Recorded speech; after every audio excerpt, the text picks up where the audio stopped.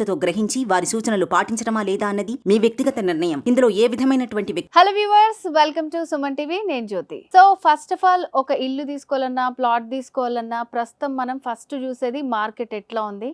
ఒకవేళ సేల్ చేయాలనుకుంటే ఇది అసలు కరెక్ట్ సిచ్యువేషనా కాదా, ప్రజెంట్ అసలు రియల్ ఎస్టేట్ ఎట్లా ఉంది అని చాలా రకాల డౌట్స్ వస్తూ ఉంటాయి. సో ఇవాళ నేను స్పెషల్గా ఓన్లీ ల్యాండ్స్ గురించే, ఎక్కడ ఇల్లు తీసుకోవాలి దాని గురించి కాకుండా ప్రజెంట్ అసలు మార్కెట్ ఎలా ఉంది, రియల్ ఎస్టేట్ మార్కెట్ ఎలా ఉంది, ఒకవేళ కొనాలి అనుకునే వాళ్ళకి ఎక్కడ బాగుంటుంది, ఇలాంటి విషయాలన్నిటి గురించి డిస్కస్ చేద్దాం. సో మరి వాటి గురించి చెప్పడానికి మనతో పాటు ఉన్నారు 46 acres ఎండి అండ్ సిఇఓ ఆడిప్ సంతోష్ గారు. నమస్తే సార్. నమస్తే అండి. సో మరి వరంగల్ హైవేలో ఎలాంటి ప్రాజెక్ట్స్ ఉన్నాయి, అక్కడ ఎలాంటి డెవలప్మెంట్స్ ఉన్నాయి చెప్తారా? ఎగ్జాక్ట్లీ ఇంతకుముందు మనం చెప్పుకున్నట్టు ఒక 3-4 హైవేలకు వరంగల్ హైవే లాంటి, బెంగళూరు హైవే, ముంబై హైవే లాంటి వాటికి రైల్వే ట్రాక్ ఉంది కాబట్టి మనకు ఫాస్ట్ డెవలప్మెంట్ అవుతున్నాయని చెప్పాం కదా. అవును. సో ఇప్పటివరకు మనం ముంబై హైవే గురించి చెప్పుకున్నాము. సో ఇప్పుడు ఈ వరంగల్ హైవే కనుక డెవలపింగ్గా చూస్తే, వరంగల్ హైవే అనేది మనకు ఒకప్పుడు స్టేట్ హైవే, అంటే వరంగల్కి వెళ్ళి అయిపోయేది. ఇప్పుడు మనకి ఇది ఏమైంది, నేషనల్ హైవే అయింది అనమాట. అంటే NH 202 నుంచి NH 163 అయింది. అంటే హైదరాబాద్ నుంచి హైవే వరంగల్కి వెళ్ళి ఆగిపోయే హైవేని పక్క స్టేట్ కూడా లేదు యాక్చువల్గా, బట్ ఇప్పుడు ఢిల్లీ వరకు కనెక్ట్ చేశారు. అందుకే దీన్ని NH 202 నుంచి 163 చేశారు. సో దీనివల్ల ఏమైందంటే హైదరాబాద్ ఢిల్లీ ఏదైతే ఇండస్ట్రీ క్యారిడార్ అనేది ఓపెన్ అయిపోయింది. సో ఆ ఏరియా మొత్తం గ్రీన్ బెల్ట్ ఇండస్ట్రీ క్యారిడార్గా అనౌన్స్ చేశారు. దానికి ప్యారలల్గా రైల్వే ట్రాక్ ఉండడమే దీని మెయిన్ ప్రత్యేకత. ఒకప్పుడు సింగిల్ రోడ్ ఉండేది వరంగల్ హైవే, ఇప్పుడు డబుల్ రోడ్ అయింది. ఇప్పుడు కాస్త 4 లైన్ రోడ్, 6 లైన్ రోడ్ అయింది సర్వీస్ రోడ్తో పాటు. సో ఆ రోడ్లో మనం డెవలప్మెంట్గా చూస్తే, ఫస్ట్ ఆఫ్ ఆల్ ఇది ఈస్ట్ హైటెక్ సిటీ అంటారు. మనం వరంగల్ హైవేని ఈస్ట్ హైటెక్ సిటీ అంటారు. ఎందుకంటే హైదరాబాద్కి ఐటీ రెండు వైపులే ఉంది. ఒకటేమో వెస్ట్, అంటే Mumbai highway like Gachibowli hitech city. రెండవది ఈస్ట్, అంటే వరంగల్ హైవేలో గట్కేసర్ దగ్గర మనకి Infosys, Raheja IT park, mind space, Accenture, Axis bank, ఈ విధంగా 30-40 కంపెనీలన్నీ వాళ్ళ హెడ్ ఆఫీస్లన్నీ అక్కడ ఓపెన్ చేసినాయి. సో అతిపెద్ద క్యాంపస్ కూడా అక్కడే ఉంది ఇన్ఫోసిస్ది. సో చాలా లక్షల ఉద్యోగాలు అక్కడ జరుగుతున్నాయి. ఒకప్పుడు 1000 రూపాయల గజం దొరికేది గట్కేసర్ దగ్గర, ఇవాళ 40-50 వేల నుంచి ₹1,00,000 గజం అయింది. ఒకప్పుడు అపార్ట్మెంట్ మనకు 7 లక్షలకు అమ్మింది సింగపూర్ టౌన్షిప్లో, ఇవాళ ₹1,00,00,000 అమ్ముతున్నారు. ఒకప్పుడు ఆ రోడ్లో మీకు మేడిపల్లి, నారపల్లి, గట్కేస్ ఏరియాలో 20 లక్షలకు 30 లక్షలు ఇల్లు అమ్మేవాళ్ళు. ఇప్పుడు 2 కోట్ల నుంచి 3 కోట్లు ఇల్లు అమ్ముతున్నారు. అంటే మీరు అర్థం చేసుకోవచ్చు డెవలప్మెంట్ ఎట్లా ఉంది అనేది. ఇంకా దాని తర్వాత చూస్తే మనకు ORR తర్వాత మీకు ఎయిమ్స్ వచ్చిందనమాట. ఒకప్పుడు నిమ్స్ ఉండేది, ఇప్పుడు all India medical science, like దీర్ఘకాలిక వ్యాధులైన HIV, తర్వాత క్యాన్సర్ లాంటి దీర్ఘకాలిక వ్యాధుల మీద R&D అండ్ ట్రీట్మెంట్ సంబంధించిన సుమారు ఒక 1000 పడకల ఆసుపత్రి అని చెప్పొచ్చు. సో పెద్ద యూనివర్సిటీ అది, medical university, central medical university. దాని తర్వాత మీకు బీబీ నగర్ ఏదైతే ఉందో, బీబీ నగర్ తర్వాత మీకు చెంగిచెర్ల, ఈ ఏరియా అంతా మీకు టర్మినల్ కాబోతుంది. టర్మినల్ అంటే ఇప్పుడు సికింద్రాబాద్ స్టేషన్ ఎట్లా ఉందో, ఆ స్టేషన్ వరంగల్ హైవే నుంచి వచ్చే ట్రైన్స్ అన్ని బీబీ నగర్, చెంగిచెర్ల దగ్గర అయిపోతాయి. సో అది పెద్ద టౌన్ అయిపోతుంది. సో దాని ఒక పక్క కీసర టెంపుల్ ఉంది. దాని తర్వాత మీకు భువనగిరి ఫేమస్ పోర్ట్ ఉంది, భువనగిరి ఫోర్ట్ కింద మీకు ఒక పర్యాటక కేంద్రం డెవలప్ అవుతుంది. Plus Yadadri famous temple, Telangana తిరుపతిగా పేరొందనబడిన యాదగిరి టెంపుల్ సుమారు 2,000-3,000 కోట్లతో ఫుల్ డెవలప్ చేస్తున్నారు. దాని తర్వాత మీకు ఆలేరులో కొలనుపాక జైన్ టెంపుల్ ఉంది. వాళ్ళు కూడా 1000 ఎకరాల్లో 3,000 కోట్లతో సిద్ధక్షేత్ర ధామం అని ఒక పెద్ద ఆశ్రమం, మెడికల్ కాలేజు, ఫ్రీ ఎడ్యుకేషను చాలా డెవలప్ చేస్తున్నారు వాళ్ళు. ప్లస్ అక్కడ పెంబర్తిలో కళ్యాణ్ టెక్స్టైల్ పార్క్ 150 ఎకరాల్లో సుమారు 1,00,000 మందికి ఉద్యోగ అవకాశాలు వస్తున్నాయి. ఈ విధంగా Kakatiya textile park, Kalyan textile park, Ganpur, ఈ విధంగా చాలా డెవలప్మెంట్స్ ఉంది. వరంగల్ ఈవెన్ ఎయిర్పోర్ట్ కూడా శాంక్షన్ అయింది. సో ఈ విధంగా చెప్పుకుంటూ పోతే వరంగల్ హైవే అనేది మీకు తెలంగాణకు సెంటర్ పాయింట్ అని చెప్పొచ్చు. అంటే ఇప్పుడు మనం చెప్తున్న ఆలేరు, జనగాము ఈ ఏరియా ఏదైతే ఉందో, తెలంగాణ జియోగ్రఫికల్ మ్యాప్ తీసుకుంటే సెంటర్ పాయింట్ ఏంటంటే మాకు యాదగిరిగుట్ట అండ్ ఆలేరు, జనగామే మీకు సెంటర్ పాయింట్ అవుతుంది. సో మీకు అంటే హైదరాబాద్ అనేది ఒక corner of the Telangana, like Vikarabad కానీ, జహీరాబాద్ కానీ, సో ఇవన్నీ అవుట్స్కట్స్. సో వరంగల్ అనేది సెకండ్ క్యాపిటల్ సిటీ అయ్యే అవకాశం ఉంది. ఎందుకంటే ఇండియా గవర్నమెంట్ హైదరాబాద్ని ఒకవేళ సెకండ్ క్యాపిటల్ సిటీగా అనౌన్స్ చేస్తే, తెలంగాణకు సెకండ్ క్యాపిటల్ సిటీ మనకు వరంగల్ అని చెప్పొచ్చు. అందుకే మీరు చూడండి, ఒకప్పుడు హైదరాబాద్ టు వరంగల్ ఎక్కడో ఒక చోట ఒక ఊరు ఉండేది, ఇప్పుడు ఆల్మోస్ట్ ఇంచుమించు మొత్తం కలిసిపోయింది. అంటే హైదరాబాద్ వరంగల్ క్యారిడార్ అనేది మీకు ఇంచుమించు కలిసిపోయినట్టు ఉంది. ఓకే సంతోష్ గారు, ఇప్పుడు యాదగిరి గుట్ట అనగానే మనకి చాలా కమర్షియల్ ప్లేస్ అది. సో దాని చుట్టుపక్కల కూడా చాలా ప్రాజెక్ట్స్ ఉన్నాయి. సో మరి మీకు ఏమైనా ప్రాజెక్ట్స్ ఉన్నాయా, ఎట్లా ఉన్నాయి ఒకవేళ ఉంటే? ఎగ్జాక్ట్లీ ఈ మధ్య కాలంలో యాదాద్రి టెంపుల్ దగ్గర రెనోవేషన్ అయిన తర్వాత, ఒకప్పుడు టెంపుల్ పైన టెంపుల్తో పాటు కాటేజెస్ కూడా ఉండేవి. ఇప్పుడు అవన్నీ డిమాలిష్ చేయడం వల్ల అసలు అక్కడ కాటేజెస్ లేవు. దేవస్థానం వల్ల కొత్తగా కట్టే కాటేజెస్ పెద్దగుట్ట పైన కడుతున్నారు, ఇంకా అవి స్టార్ట్ అవ్వలేదు కాబట్టి ఆ చుట్టుపక్కల ప్రాంతాల్లో స్టే చేయడానికి లాడ్జ్లకు చాలా డిమాండ్ ఉంది. ఎందుకంటే కొన్ని సత్రాలు ఉన్నాయి కానీ అవి మెయింటెనెన్స్ బాగుండదు కాబట్టి కొంచెం హైఫై పీపుల్ వెళ్తే హోటల్స్ లేవు. అక్కడ ఉన్న కొద్దిపాటికి 3,000 నుంచి 4,000 రూపాయలు ఛార్జ్ చేస్తున్నారు. సో ఆ ప్రాంతంలో కమర్షియల్ స్టూడియో అపార్ట్మెంట్స్ చాలా డిమాండ్ ఉంది కాబట్టి మేము ఆ ఏరియాలో 4 ఎకరాల్లో ఒక 4 టవర్స్ కన్స్ట్రక్ట్ చేస్తున్నాము. Fully gated community studio apartments అనమాట. ఒక 3 స్టార్ హోటల్, ఒక స్టూడియో అపార్ట్మెంట్స్ అనమాట. 1 BHK అండ్ 2 BHK, 1 రూమ్ కాదు. జనరల్ మనం లాడ్జెస్కి వెళ్తే మనం లాడ్జ్కి వెళ్తే ఒక 500 SFT ఒక రూమ్ ఇస్తారు, ఒక చిన్న రూమ్ ఇస్తారు. 300 SFT నుంచి 500 SFT సింగిల్ రూమ్. బట్ మనం ఏం చేస్తున్నామంటే 1 BHK అందులోనే ఒక హాలు, ఒక బెడ్రూమ్, ఒక కిచెన్, ఒక అటాచ్ బాత్రూమ్, ఒక కామన్ బాత్రూమ్, ఒక balcony with all furniture, with AC, geyser, furniture, sofa set, beds, ప్రతి ఈవెంట్ టవల్స్ కట్ అన్ని ఎవ్రీథింగ్ మనం కిచెన్ సెటప్తో సహా ఇచ్చి కేవలం 31 lakhs రూపీస్ ఛార్జ్ చేస్తున్నాము. 31 లక్షకి 1 BHK గేటెడ్ కమ్యూనిటీ 3 స్టార్ హోటల్లో స్టూడియో అపార్ట్మెంట్.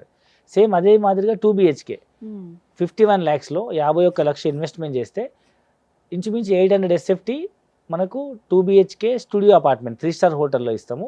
సో ఇది ఒక fully gated community 3 star hotel. మీరు ఒక సింగిల్ ఫ్లాట్ ఓనర్, మీరు ఇన్వెస్ట్మెంట్ చేసి మాకు లీజ్కి ఇస్తే వీ రన్ ఏ హోటల్, మేము స్టార్ హోటల్ రన్ చేసి వచ్చిన ఆదాయంలో 50% వరకు మీకు మంత్లీ ఇన్కమ్ ఇస్తాం. సో ఈరోజు మీకు ప్రాపర్టీ అప్రిషియేట్ అవుతుంది, ప్రాపర్టీ వాల్యూ పెరుగుతుంటుంది. రెండోది మీకు మంత్లీ ఇన్కమ్ వస్తుంది, మీకు ఎలాంటి టెన్షన్ లేదు. సపోజ్ మీరు ఇవాళ 2వ ఇల్లు కొనుక్కుందాం అనుకునే వాళ్ళు, NRIs చాలామంది హైదరాబాద్లో ఇన్వెస్ట్మెంట్ చేస్తుంటారు. వాళ్ళు ఇల్లు ₹1,00,00,000 పెడితే కానీ ఇల్లు రాదు ఇక్కడ. అండ్ రెంట్కి ఎంత వస్తుంది? 20,000 నుంచి 30,000 రెంట్ వస్తుంది. ₹1,00,00,000 పెడితే 20-30,000 రెంట్ వస్తుంది. మెయింటెనెన్స్ మనమే చేయాలి, టూలెట్ బోర్డులు పెట్టుకోవాలి, అగ్రిమెంట్లు ఇవ్వాలి, లీజ్ అన్ని, ఇవన్నీ చాలా హెడేక్స్ ఉన్నాయి. సో రెండో ప్రాపర్టీ మూడో ప్రాపర్టీ కొనే వాళ్ళకు అది సజెస్టబుల్ కాదు. సో మన ప్రాపర్టీ ఏంటంటే 30 లక్షలకే 1 BHK వస్తుంది, 50 లక్షలకే ఇంచుమించు 2 BHK వస్తుంది. కాబట్టి మనం ఇన్వెస్ట్మెంట్ చేసి లీజ్కి ఇస్తే ప్రతి నెల మనకు 20,000 నుంచి మొదలుకొని 50,000 రెంట్ వస్తుంది. 1 BHK 30,000 వస్తుంది, 2 BHK 40,000-50,000 రెంట్ వస్తుంది. సో ఇప్పుడు అది కావాలనుకుంటే మనమే ఉంచుకోవచ్చు కూడానా? లేదు, ఇది ఓన్లీ స్టార్ హోటల్ ఇన్వెస్ట్మెంటే. ఇది అందుకే అన్న సెకండ్ థర్డ్ ప్రాపర్టీ ఇన్వెస్ట్మెంట్ చేసి, లేదా నేను రిటైర్డ్ పర్సన్ని, లేదా ఫ్యూచర్లో రిటైర్మెంట్ అవుతా, బిజినెస్ పర్సన్, ఇప్పుడు నేను మంచి ఇన్కమ్ ఉంది, ఫ్యూచర్లో నాకు పెన్షన్ కావాలి. ఇప్పుడు గవర్నమెంట్ ఎంప్లాయీస్ పెన్షన్ లేదు, బిజినెస్ పీపుల్కి ఒక ఏజ్ వచ్చిన తర్వాత ఇన్కమ్ సోర్స్ ఉండదు, లేదా NRIs ఉన్నారు, వాళ్ళు ఒక స్థాయికి వచ్చిన తర్వాత వాళ్ళు సంపాదించిన డబ్బుల్ని ఇక్కడ ఇన్వెస్ట్మెంట్ చేసి హ్యాపీగా కూర్చొని తినా అనుకునే వాళ్ళకి. సో ఇది ఒక మంచి ఇన్వెస్ట్మెంట్. సో ఇప్పుడు ఎట్లా అండి మరి మంత్లీ అక్కడ మనకి మార్కెట్ ఉంటేనే మీకు వస్తుంది మనీ, అట్లా ఏమన్నా ఉంటుందా అగ్రిమెంట్? లేకపోతే మీరు ఎవ్రీ మంత్ వాళ్ళకి ఇచ్చేస్తూనే ఉంటారా? అయితే ఇప్పుడు మీరు చెప్పండి, ఇప్పుడు ఈ కొత్తగా వరంగల్లో స్వర్ణగిరి టెంపుల్ ఓపెన్ అయింది, ప్లస్ కుందా సత్యనారాయణ కళాధామం అదొకటి ఉంది, మూడోది యాదాద్రి టెంపుల్. ఈ 3 ఫేమస్ టెంపుల్స్ వల్ల ఈవెన్ ఒక టెంపుల్ యాదాద్రి టెంపుల్ దర్శనం చేసుకోవాలంటే మినిమం 5-6 hours పడుతుంది. అవును, అంత పబ్లిక్ వస్తుందంటే కొన్ని వేల మంది, లక్షల మంది పబ్లిక్ వస్తున్నారు. ఒకప్పుడు యాదగిరిగుట్ట టెంపుల్ సంవత్సర ఆదాయం ₹1,00,00,000 హుండీ ఆదాయం.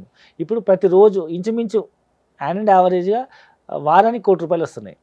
అంటే ఎంత పబ్లిక్ వస్తున్నారు, వాళ్ళందరూ ఎక్కడ స్టే చేయడానికి అవకాశం లేదు. అక్కడ మనం 50% ఆక్యుపెన్సీ వస్తుంది అనుకున్నా ఒక 2 BHKకి 20,000 నుంచి 30,000 వస్తుంది. సరే, ఒక 1 BHKకి 20,000 నుంచి 30,000 వస్తుంది, 2 BHKకి 40,000-50,000 వస్తుంది. ఓన్లీ సగం ఆక్యుపెన్సీ అయితే అనుకున్నా.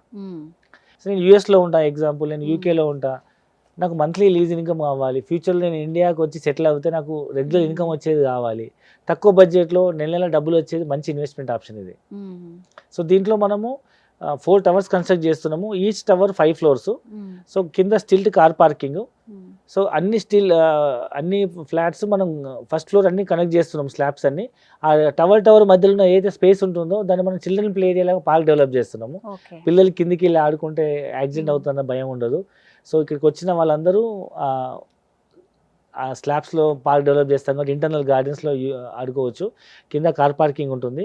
మనం ఒక exclusive 5 floors club house construct చేస్తున్నాము. దాంట్లో బాంకెట్ హాల్స్ ఉంటాయి. యాదగిరిగుట్ట దగ్గర చాలా మంది మ్యారేజ్ చేసుకుంటూ ఉంటారు.